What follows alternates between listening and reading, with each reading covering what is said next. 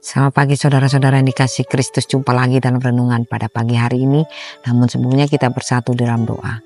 Damai sejahtera Allah yang melampaui segala akal, itulah yang akan mengarah hati dan pikiran saudara-saudara dalam Yesus Kristus Tuhan kita. Amin. Firman Tuhan pada pagi hari ini tertulis dalam 1 Samuel 12 ayat 20 dan 23. Dan berkatalah Samuel kepada bangsa itu, jangan takut. Memang kamu telah melakukan segala kejahatan ini, tetapi janganlah berhenti mengikuti Tuhan, melainkan beribadalah kepada Tuhan dengan segenap hatimu. Mengenai aku, jauhlah daripadaku untuk berdosa kepada Tuhan. Dengan berhenti mendoakan kamu, aku akan mengajarkan kepada jalan yang baik dan lurus. Demikian firman Tuhan. Saudara-saudara, panggilan untuk setia. Bangsa Israel telah meminta seorang raja untuk memimpin mereka seperti bangsa-bangsa lain. 1 Samuel 8 ayat 5. Permintaan ini dianggap sebagai penolakan terhadap Allah sebagai raja mereka. 1 Samuel 8 ayat 7. Meskipun demikian, Allah mengizinkan mereka untuk memiliki raja. Tetapi Samuel menegur mereka karena ketidaksetiaan mereka.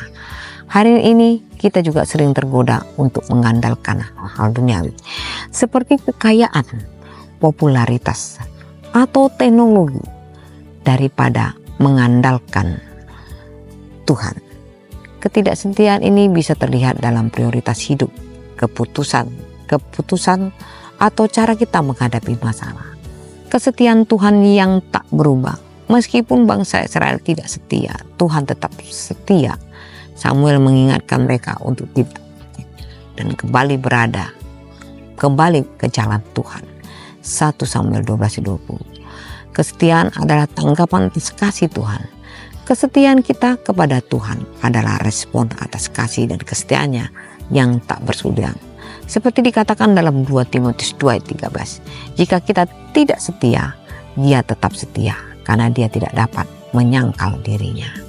Saudara-saudara, Samuel menekankan pentingnya beribadah kepada Tuhan dengan segenap hati. Dalam 1 Samuel 12 ayat 24, kesetiaan bukan hanya tentang ritual, tapi tentang hidup yang sepenuhnya dipersembahkan kepada Tuhan. Dunia menawarkan banyak hal yang bisa mengalihkan hidup kita dari Tuhan, seperti kesenangan instan, materialisme, atau tekanan untuk mengikuti standar dunia. Kesibukan sehari-hari sering membuat kita lupa untuk meluangkan waktu bersama Tuhan. Kita mungkin setia dalam pekerjaan atau hubungan sosial, tetapi lalai dalam hubungan dengan Tuhan. Saudara-saudara, ketidakpastian dan ketakutan, situasi yang tidak pasti seperti krisis ekonomi, kesehatan yang terganggu, atau hubungan yang terganggu bisa membuat kita ragu akan pemeliharaan Tuhan dan menggoda kita untuk mengambil jalan sendiri. Karena itu saudara-saudara, Samuel sebagai nabi mendoakan dan meminta bangsa Israel, membimbing bangsa Israel meskipun mereka telah berdosa. Ia adalah contoh pemimpin yang setia kepada Tuhan dan umatnya. Karena dengan demikian kita juga dituntut untuk tetap mengutamakan Tuhan dalam segala hal. Jadikan Tuhan sebagai prioritas kita dalam hidup kita. Ini berarti meluangkan waktu, doa, membaca firman Tuhan, dan beribadah dengan sepenuh hati. Tetaplah setia ketika kita menghadapi kesulitan. Selamat beraktivitas. Tuhan Yesus memberkati. Amin.